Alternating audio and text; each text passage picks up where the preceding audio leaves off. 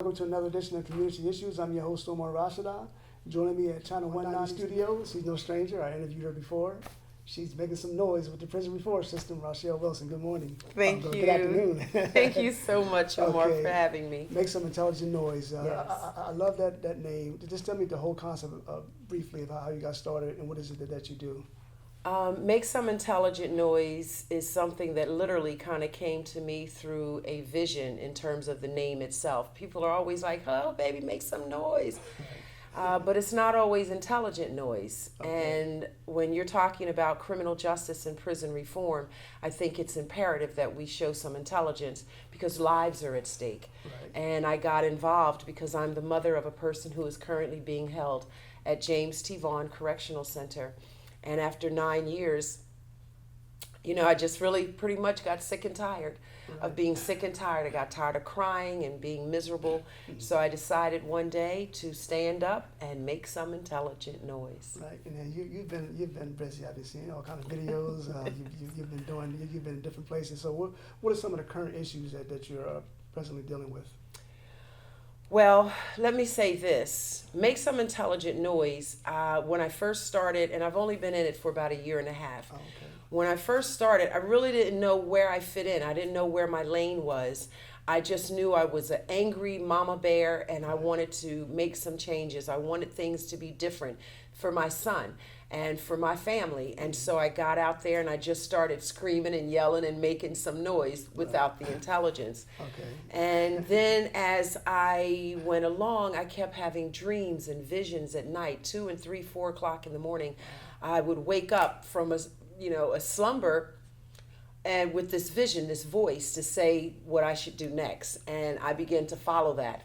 And so now where I am today is I have met all of I call it chess. I've met all of the people on the chessboard, all of the players. I know what everyone does, all the way from the president to the governor to, House representatives and senators. Right. And so I've made relationships with these people. I feel that if you're going to get something done, first and foremost, I'm a person who believes in woman power, Right. So I wanted to make sure that I met all the women who were in power, and then that led me to the men who were in power, and just building relationships with the people who can get something done. Right.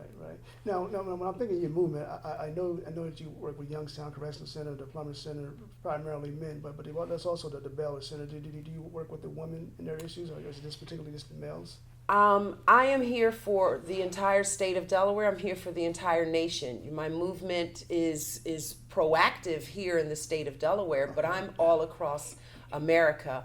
I reach out on whatever level to all of the prisons. Unfortunately or fortunately, I don't know which one to say, but the women prisons really have not reached out to me with any concerns or issues the way the brothers have. I mean, the men just inundate me with concerns. And when I say the men, I mean their families. And for those states that, that do allow inmates or prisoners, citizens to have tablets, those people are now reaching out to me and have been one of my greatest and biggest supporters for telling me what's going on behind the walls. One of the top issues when you're dealing with prisoners and once they get out. In fact, I saw one of your videos, and one of the concerns that one of the gentlemen expressed, I got up, I'm homeless. I have nowhere to go. I don't have a job. I'm intimidated in terms of filling out a job application because if they see that I've been in prison for the last 10, 15, 20 years, they're going to throw my application away. So what are we doing in terms of just, when the gentlemen get out of prison, or the females get out of prison, that they have shelter, because they got to feed themselves, because if they're not given an opportunity, they may go right back in prison because, hey, at least if I'm in prison, I have housing, I have bed, and I have 3 meals. And I've actually, to add to that, I've actually heard some folks say that's where my friends are. Like that's, I know people there that I can have a relationship with versus out here I feel alone and isolated.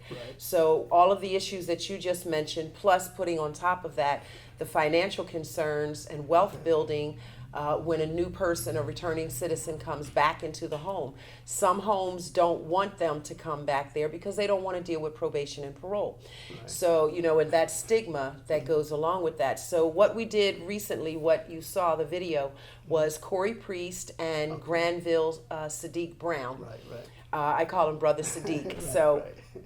those brothers partnered together, and they started the very first conversation on how do we help our returning citizens in a community forum at the Christina Cultural Arts Center, and it was called What's Next.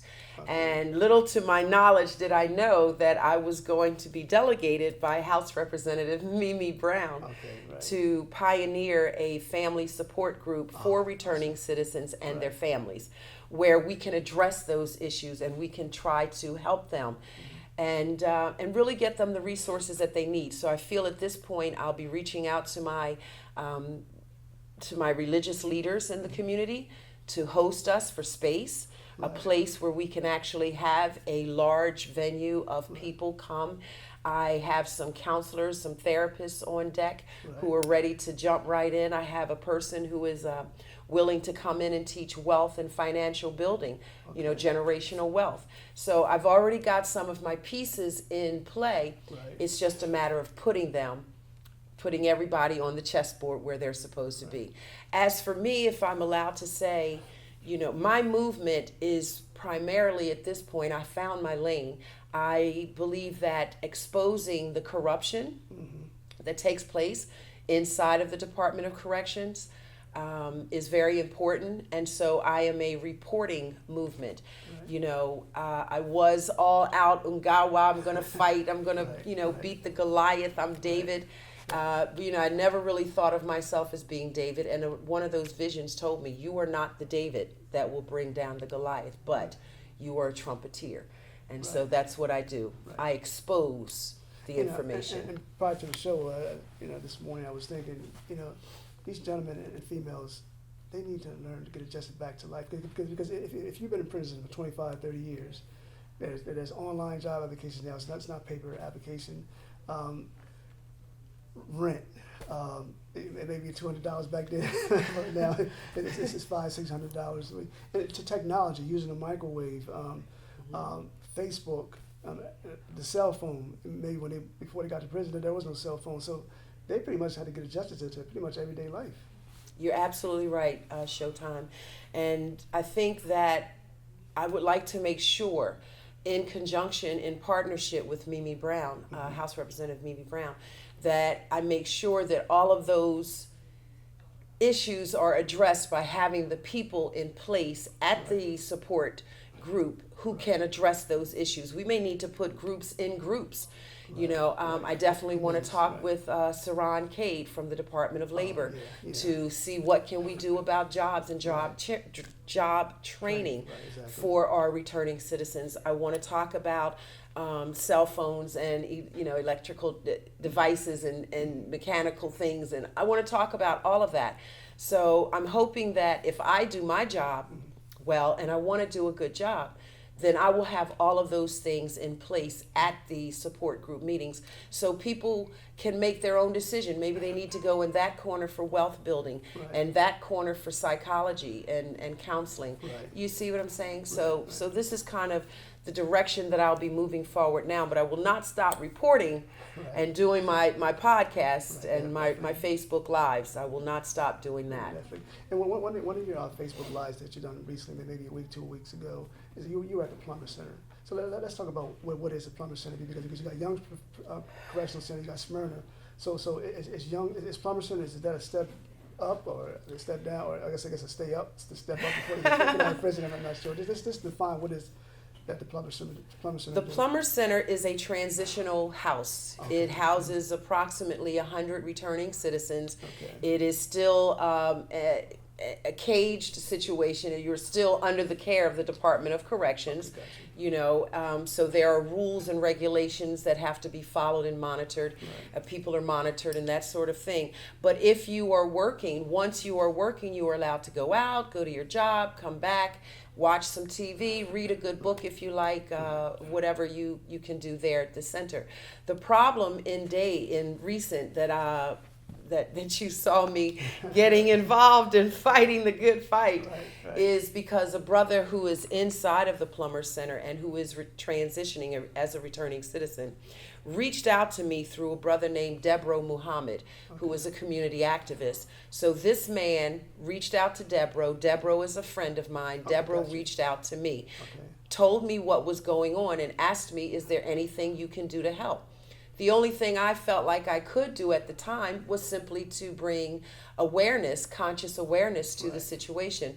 So I started off in that regard to just bring it to light. That's my thing, uncover it. You know what I mean? I want to bring to light those things that are hidden and covered.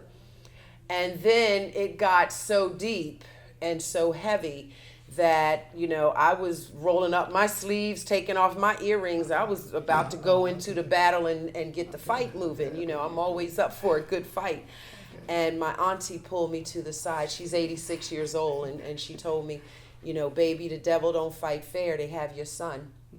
So, with just that one sentence, she brought a lot of things home to me. So what I'm doing at this point with that brother is empowering him to become a leader in the community for returning citizens, to teach him everything that I can about the law, state laws, the Constitution, the federal laws, and where the state and end and federal begin.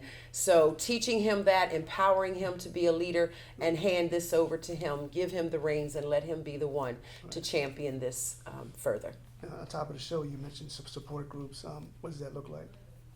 Once you get it developed, Yes. What is it that you want it to look like, rather? Well, I want to finish saying something that, again, about the Plummer Center. Oh, The okay. thing that really had us the most riled up is that in the initial intake building, it's air conditioned, it's nice and cool like it is in here. It feels really good, it's comfortable, we can sit and we can chat.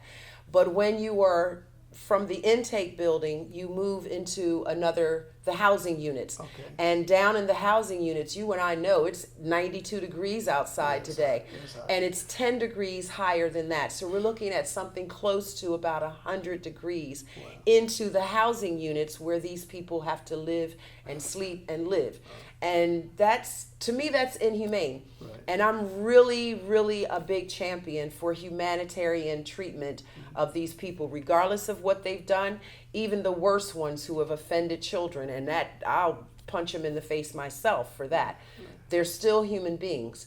And we can't do certain things because the law, Title 11, says that we can't do those things to treat them inhumanely. So I'm really big on that. But it's the heating at the Plummer Center and over at the Department of Corrections, James T. Vaughn Correctional Center. No fans, no air condition. This is life-threatening heat for people who have asthma or elders.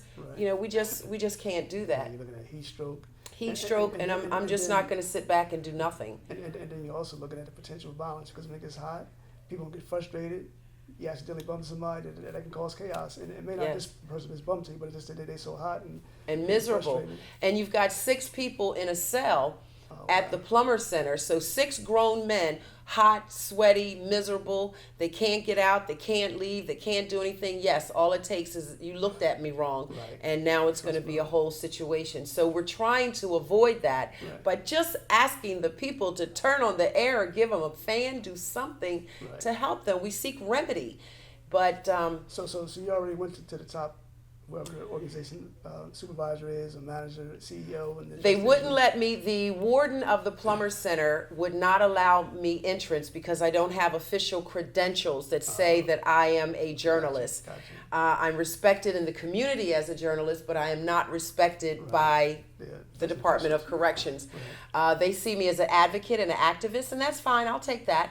But they wouldn't let me in to see for myself, so I did what any journalist would do. I started climbing the ladder. I started reaching out to folks. I went to the governor's office. I've been to the attorney general's office. I've had conversations and dialogues with all of those people, but it was only one person that stood up and said, let me just take a look at what this sister's talking about. And so House Representative Mimi Brown went inside to take a peek around and see what's going on. And it was pretty much at that point when my auntie advised me to tread lightly, as if you're on the tail of a sleeping tiger. Right. Because they have my child, you know, the devil doesn't fight fair. Department of Corrections doesn't fight fair. And I there will be a whole problem, Showtime, if my son accidentally falls down a flight of stairs or accidentally walks into somebody else, a bully's fist.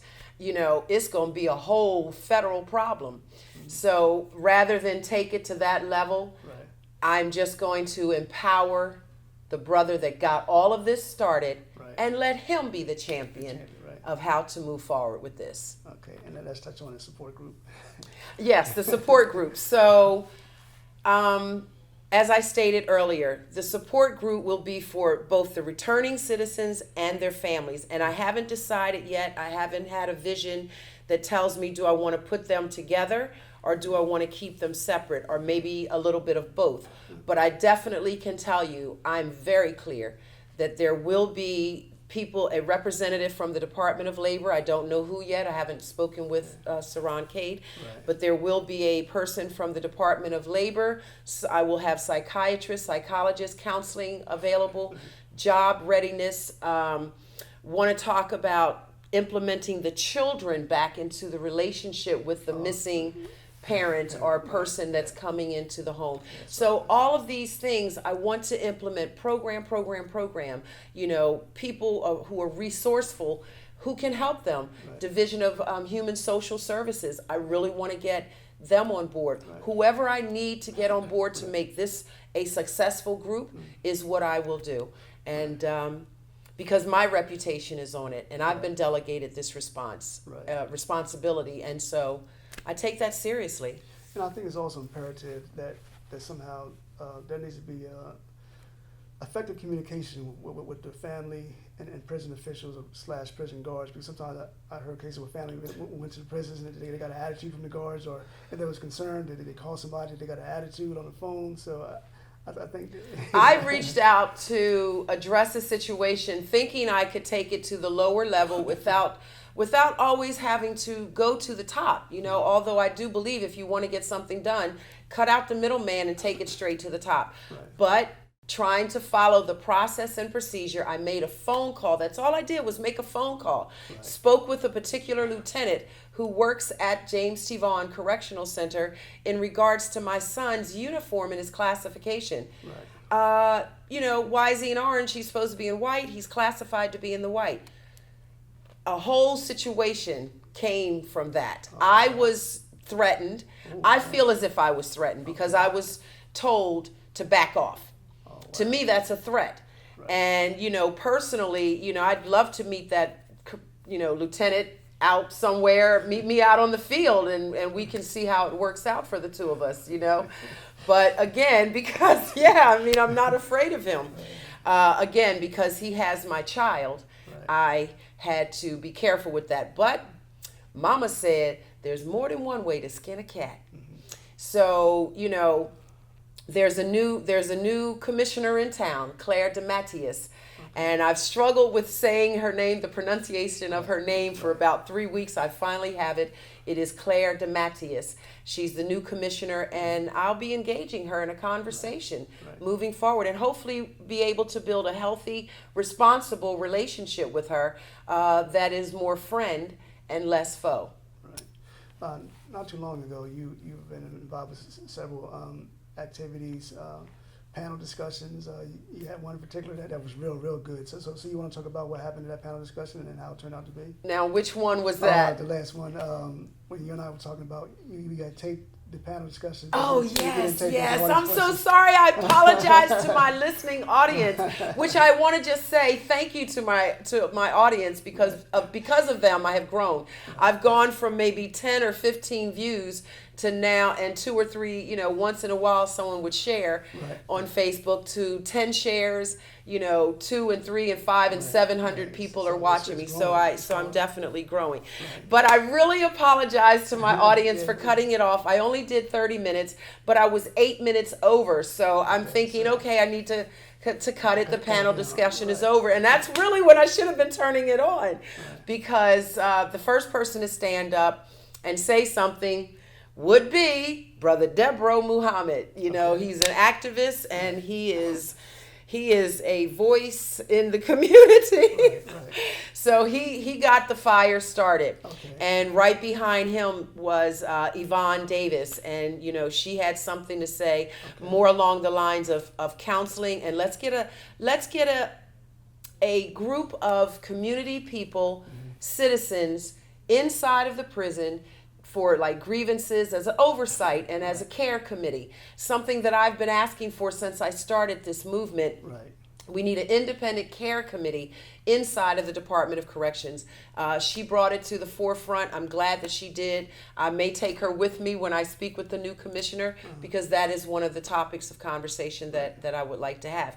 But Deborah Muhammad spoke to generational poverty versus generational wealth, how we got here and where do we go from here. And, you know, as I stated, the brother is a voice.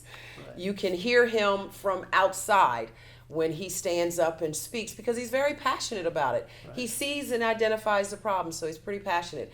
You know, other people stood up and spoke. There was a man who had been in the belly of the beast for 41 years, came home and had nothing, absolutely nothing, nowhere to go, no family, people had died, and he was on his own. But by the grace of divine intervention, he is now working a job, making $15 an hour, and he has a stable living condition. So those are the kinds of things that my support group, again, in partnership with House Representative Mimi Brown, these are the kinds of things that I would like for my support group to be able to do. You know, and I would like to get in touch with some folks from the Board of Realtors. We have abandoned houses all over the state. Why can't we take some of those houses, donate them for tax write-off, and let some of our returning citizens occupy them? I mean, is it just me, or is it rocket science? Have I missed something? You know, so I'll be in touch with the Board of Realtors for the state of Delaware to find out, can they offer us some assistance with some of these abandoned houses? It's a win-win situation. Has anyone ever came up to you, talked to you about mental health? Because I had a conversation with someone yesterday, and they were saying, even in the past, one guy said, man, once they get in prison, they get locked up for 23 hours a day, man, that's what caused the mental illness. You know? And then some of them go in with a mental health diagnosis and maybe an issue with them getting their medication. So I'm not sure if that's one of the issues that you're going to tackle. Actually, it is something that I will be tackling. I just, you know, you got to figure out, again, how to tread this tail of a sleeping tiger. You know, if you wake up the tiger, you better get out of his way, because, you know, but being locked in a cage for 23 hours a day, if you did not go in with mental issues, you certainly can develop mental issues from doing that. And as a mother who, my person is locked up for 23 hours a day, you know, I'm steaming and brewing on the inside, because you have this intelligent person, capable and qualified young man who's spending 23 hours a day locked in a cage. So yes, I will be addressing that. I simply need to find out how to tiptoe around that sleeping tiger. And as for counseling, it has been reported to me that the counselors will walk past your cell. Hey, you okay, Omar? You good? Showtime, you all right? Everybody good? Okay, good. See you next week. That's the extent of counseling. And for me, that is, if it weren't so pathetic, I would laugh at it, you know, but it really just kind of gets my fire brewing. So yeah, I will be addressing that. I will be. Now the Governor John Carney, appointed me to the Department of Education for the Department of Corrections to work on an educational program piece. I think that that's probably the best way to tackle this. Let them out of the cage and allow them to learn something for 4 hours a day, and that would be better. That would be much better. So you see some support from Governor Curry, Mimi Brown's her name? Mimi Brown, House Representative. And Governor John Carney and I have sat at the same table, one person away from each other, having a meal, being able to laugh and engage in just light, fair conversation, nothing too heavy, you know, and I've had an opportunity to look a little deeper and peel back the layers. So, you know, he's a good man, but he's still a human being. He makes mistakes. He doesn't, do everything perfectly Right. the way I want him to do it or the way everyone wants him to do it, but it's a balance based on the office that he's holding. He is the most powerful person in the state of Delaware. He holds the most powerful office. Right. So it's a balancing act for him, and I understand that. But having his support has meant the world to me, and I would like to show him that I can do a good job of it, because I also at some point will have to engage him in another conversation Right. about those 23 hours a day. Definitely. So for those who are watching right now, political season's coming up. It's 2020, so they're all gonna be campaigning, knocking on your door and anything like that. So when it comes to the issue of prison, are you just looking at state prison officials, or are you looking at the mayor, can you look at city council, or are we just focusing on People keep asking me about the mayor's office and the Right. city council. Right. And when I think of the mayor, when I think of city council, I think of our police officers. Okay. I think of detectives. I think of those people. Are they directed? Are they directly involved in the Department of Correction? Absolutely, because the police officers go out and fetch the goods to bring them home, to the Department of Correction. But I think ultimately, at the end of the day, it's over the mayor. And now we're talking senators, House representatives, elected officials, governors, and attorney generals. Your movement makes some intelligent noise. It takes a lot of commitment, and you don't want to. I'm quite sure you're probably already burned out. So you're going to look for you need support, even more support. You need financial support. So for those who are watching right now, how can they support you? How can they join the fight? If anyone wanted to help me and join the fight, I swear, I promise, I am working towards getting a grant so that I will have some money to pay someone. Please, anyone out there, if you can be an assistant to me, I don't know what the proper word is, a secretary, personal assistant, I don't know whatever the word is. I need someone to help me to get the paperwork in order. And just kind of be that person who stands with me and knows where I am and what I'm doing, and I can, just relay information and their resource for me. So I really need a secretary. If someone wanted to offer me financial support, which, I could always use financial support. I'm no longer a teacher in a high school. They can always send me something, make a love donation to my Cash App, which is the money sign, capital M, capital S, capital I, and capital N. So it's MSIN, but you have to put the little dollar sign right in front of it. We have two and a half minutes remaining in the program. I'm going to let you close it out with any words of encouragement. Anything you want to say to the audience, any upcoming events that you have? I don't necessarily have any upcoming events, but I do have that support group that I will be working towards. If I could say anything in closing to the people, it would simply be that this is real. Lives are at stake, and it affects everyone. Even if you yourself or no one in your family has ever been incarcerated, do not think that your tax dollars have never been involved with the Department of Corrections or this whole movement. So please stand up. Your voice is your first line of defense. Stand up and make some intelligent noise. Reach out to me, join the group, stand up, make some noise. Don't just sit back and be complacent and do nothing. Right. Yeah. So how can people contact you? Because I know you're all over social media, right? Yeah. I'm all over social media, Instagram, Facebook, my website, YouTube, the podcast. But I think if you really want to reach me, the best way to do that probably is to instant message me through Facebook. I am Rachelle Wilson. There's a couple of them on there, but you look for the one with the blonde hair, and that'll be me. MSIN, make some intelligent noise. On that note, thanks you once again for coming on. Thank you so much for having me. So I know you probably want to come on for a fourth time. Right? And thank you for tuning in to another edition of Community Issues. I'll see you in 2 weeks. God bless and have a safe week.